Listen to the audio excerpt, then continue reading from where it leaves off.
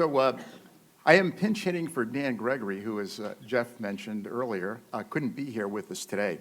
I mentioned that because Dan and his wife Mary went to Milton Academy many years ago with our guest speaker, Deval Patrick. And I think Dan would have opened this with richer content than I have. So I'm not going to be able to do that, but it's my pleasure to introduce the former governor of Massachusetts, Deval Patrick. Originally from the south side of Chicago, Deval came to Massachusetts at 14 when he was awarded a scholarship at Milton Academy through the Boston-based organization A Better Chance. After Harvard College and Harvard Law School, he clerked for a federal appellate judge and then launched a career as an attorney and business executive, becoming partner at 2 Boston law firms and a senior executive at Texaco and Coca-Cola. In 1994, President Clinton appointed Deval to the nation's top civil rights post, the Assistant Attorney General for Civil Rights. In 2006, in his first bid for public office, he became the state's first African-American governor. In his 2 terms as governor, Deval oversaw the expansion of affordable health care to more than 98% of state residents, launched initiatives stimulating clean energy and biotech, won a national Race to the Top grant, and steered the state out of a recession to a 25-year high in employment. Deval currently serves as managing director of Bain Capital, where he focuses on investments that deliver both a competitive financial return and a significant social impact. He is a Rockefeller Fellow, a Crown Fellow of the Aspen Institute, and the author of 2 books, A Reason to Believe, Lessons from an Improbable Life, and Faith in the Dream, A Call to the Nation to Reclaim American Values. He has been a great proponent of mentorship throughout his career. And with that, please join me in welcoming Deval Patrick.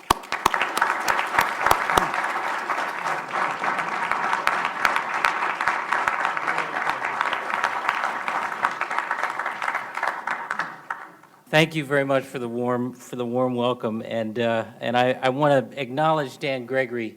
I'm sorry for the reasons he can't be here, but come to think of it, I'm actually kind of glad that he was not here to give the additional color, as you said. I told Dan when he asked me to come by that I was out of the speech-making business, and actually quite glad of it. So I'm hoping to keep my remarks very brief, and then we can have some conversation. And in fact, if you are like me, what you'd like to do is have Evan and Rob and their mentees come back up here.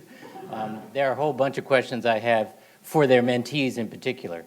Like how you get across the issues you need to get across to extraordinary entrepreneurs like this, one of whom is a kind of a meathead and the other went to Syracuse. But I want to acknowledge the cousins McCarthy for everything you've done to keep this to create this project. An initiative and to keep it going and being the examples that you are for all of the mentors and the entrepreneurs who participate. I want to acknowledge Blake and Parshwa, who are the leaders of the Northeastern Entrepreneurs Club. By the way, in both cases, looking for jobs very soon. I'm doing my part here. And impressed me already with their grace and wit and insight. To the Dean, thank you for your leadership and for being here today.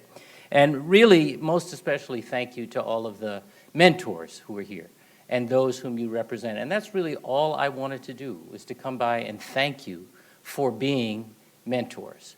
I want to, when I was still in office, one of the accomplishments I was most pleased about was our having been ranked as a Commonwealth #1 in entrepreneurial activity in America. And an awful lot of people think that, including some of you in this room, that honor belongs to California, in particular a neighborhood in the north of California. It's interesting because I am of the impression, based on some anecdotes and some data, that entrepreneurialism has taken on a particular hold here since the recession for a couple of reasons. One is because of this phenomenon of entrepreneurs of necessity, basically people who were so disrupted in their professional lives on account of the recession, and who realize they're never going back to the job they used to have, and who have decided to figure it out, to create a path and a way forward for themselves and their families. Enormously important. But I think the other part of it is that we have known for some while that we have the brain power, we have the creativity here in our community. What we have not always had is the collaborative gene, right? Am I right? We have not always had the instinct for looking out for each other and helping each other. At least that was the lore out there. Those folks who say that should come here and see what's going on in this program. It's enormously important. And I believe that entrepreneurialism is the way we will create jobs and wealth going forward. It is, frankly, in my view, a more democratic and equitable way of doing just that. And so I want to celebrate all of you for what you're doing to make dreams come true. And I want to tell you why I'm so grateful, really, through 3 stories. And I'll be brief. You heard in the very generous introduction, which thank you for reading exactly as we prepared it,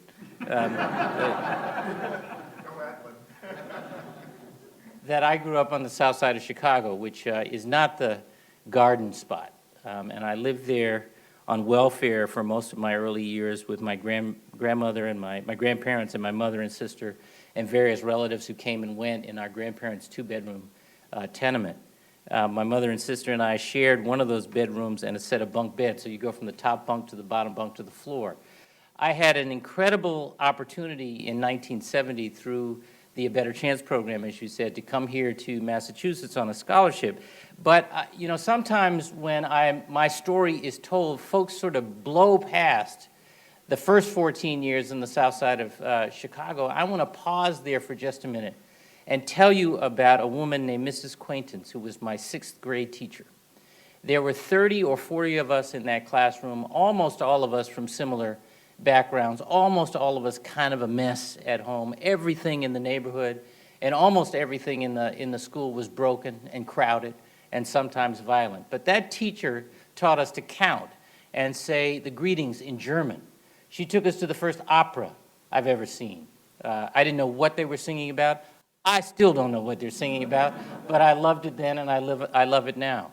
There was a new movie out at the time called The Sound of Music, and she took us all to it to teach us about the rise of the Nazis and the coming of the Second World War and modern European history. She was the first person who enabled us to imagine what it might be like to be a citizen of the world, to think all the way out past our station in life to where we might want to be, and to lay claim on that. That's a powerful kind of mentorship. And I got that touch early. When I got to Milton Academy, alongside the extraordinary Dan Gregory, we together met a teacher in our 9th grade English class, right out of Mr. Chips, if anybody is old enough to remember that character in the movies. These guys are looking at me like, what's Mr. Chips? I'm telling you the truth. Anyway, he was, you know, kind of moneyed, waspy, white as could be. He had the ugliest and dirtiest dog in the history of animals that lived under the table in our class. I went from 40 kids in a classroom to 12. And we wore jackets and ties to classes. So when the clothing list arrived at home, my grandparents splurged on a new jacket for me to wear to class. But a jacket on the south side of Chicago was a windbreaker. So the first day of class, everybody else is putting on their blue blazers and their tweed coats, and I had my windbreaker. A.O. Smith was one of the people who helped me sort of crack the code of Milton Academy, right? The language, the expectations, the behavior. He also was an absolutely brilliant and inspirational teacher who had 2 devices I will never forget in the way he got the material across. One was when he called on you to read a passage and then interpret it. If you started to filibuster, he would hold up his hands like this, which was meant to be the horns of the bull. This was his BS sign. And, you know, you just keep talking, and slowly he would raise. Is that he sort of got the point that you were not going to get away with filibustering. A tremendous lesson, even for someone who at that point was not planning a future in politics. But the other thing he would do is, if you didn't know the answer, he would make you stand up, face the other boys in the class, and say, "Mr. Smith, I am ignorant." And his way of doing it was not to humiliate us. It was about teaching the lesson that if you want to learn, you have to acknowledge what you don't know. You have to be humble about what you don't know. And that's what lets in the knowledge and the help, frankly, that is out there. For me, a huge lesson from an invaluable mentor.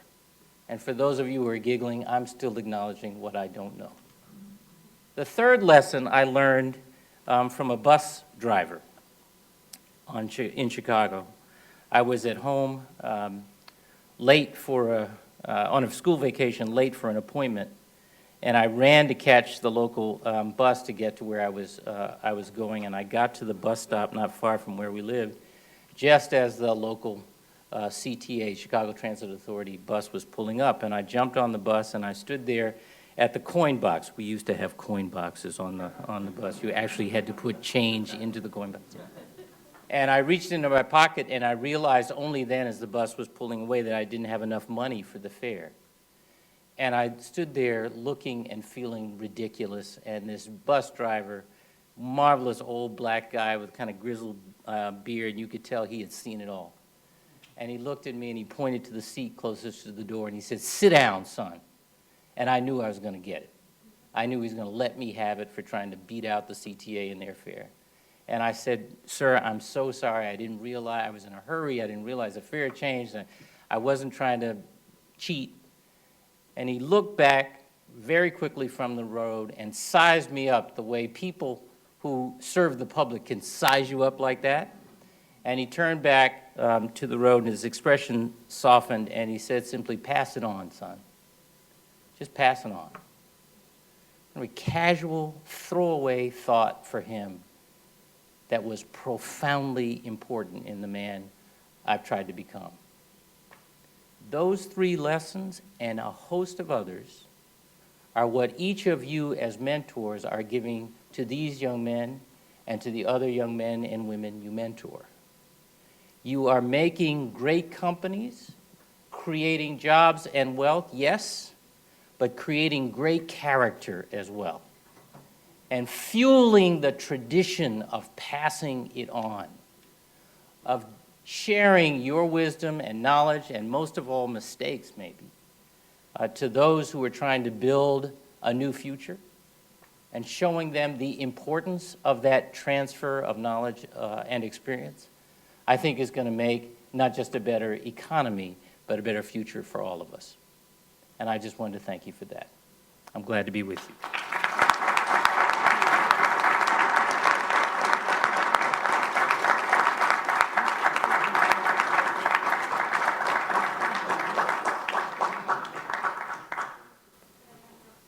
Questions, comments, advice? Not you, Rob, no. No, Rob.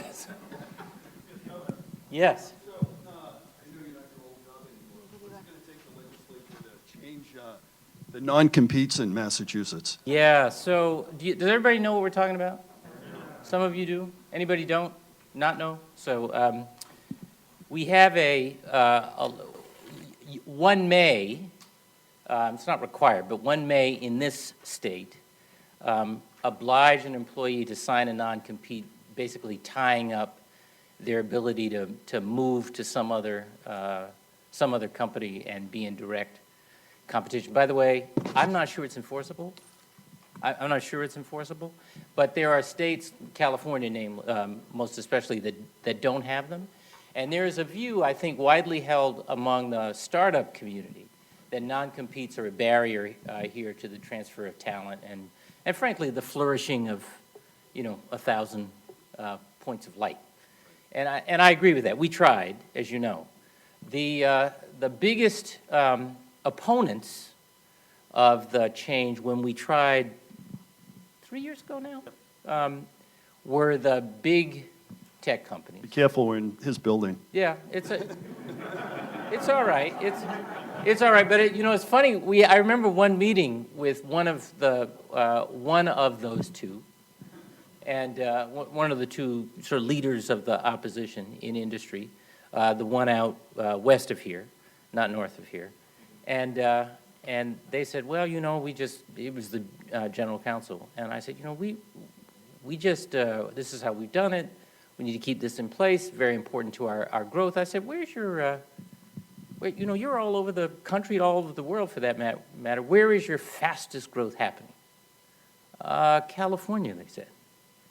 California doesn't have non-competes.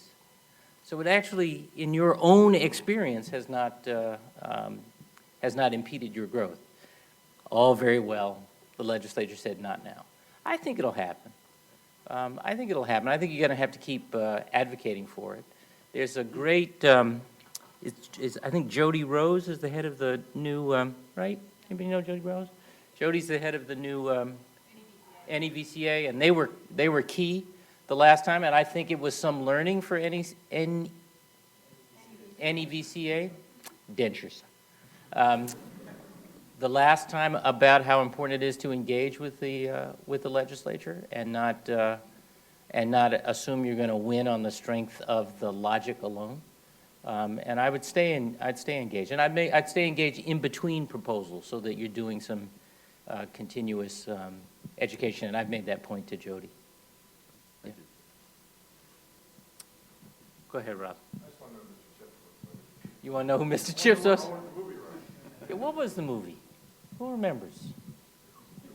Goodbye, Mr. Chips. There you go. Very good. I wrote the book.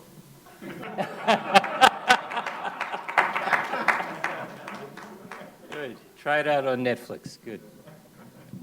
Everybody good? No political questions? Thank you very, very much.